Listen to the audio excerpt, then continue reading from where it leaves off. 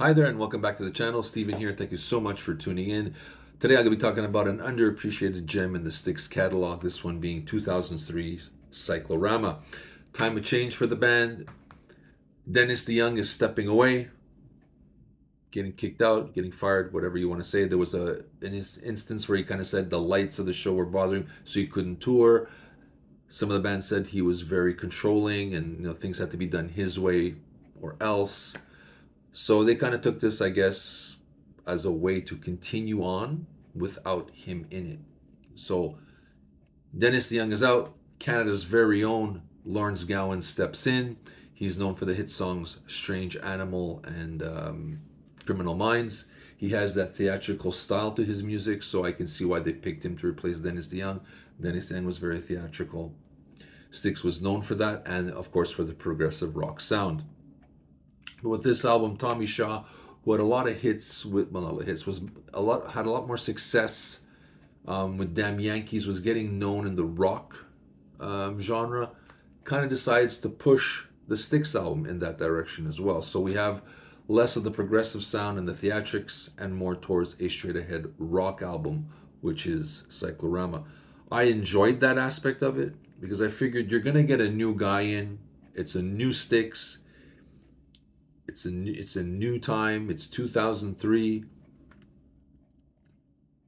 You gotta go with the times. You gotta adapt. You gotta show the fans or the music lovers that you can not only move forward, but you can be vibrant. And I think they created an album where it's a cohesive unit playing together. They sound happy. They sound all together on one page, so to speak. And it makes for an exciting listen. So a lot of people will kind of step back and said, hey, where are the theatrics? Where's the progressive rock sound? And you don't have Dennis DeYoung, so I think a lot of people kind of stepped back. This album kind of charted at 127 on the Billboard 200 and then kind of faded away really quickly. Not a big hit for them. But all in all, I still think it's a solid album.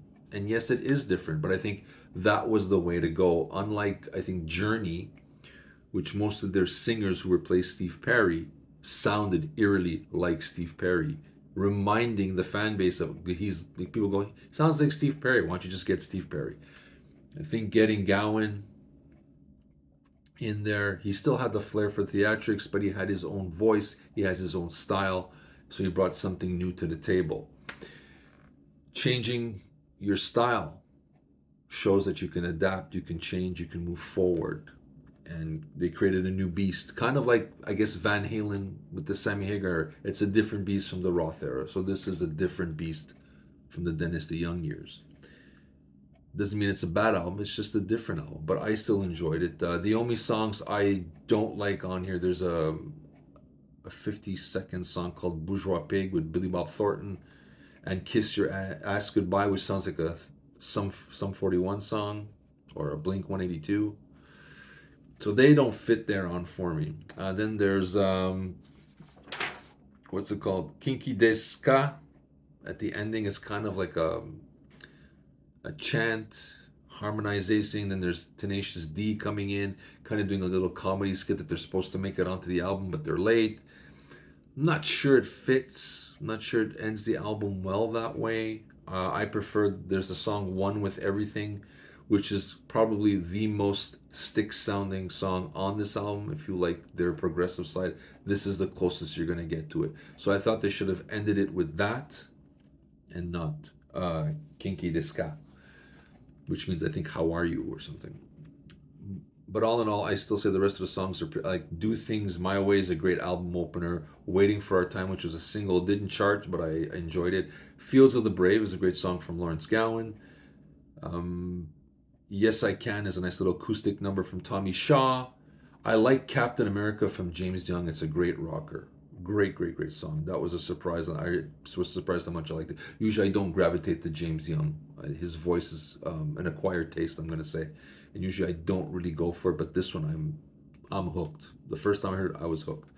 So overall, I think it's a solid album. Yes, it is different, but I think this is the album to show that besides being a vibrant touring band, they can be vibrant in the studio. And I think showcasing a different side made this an exciting listen.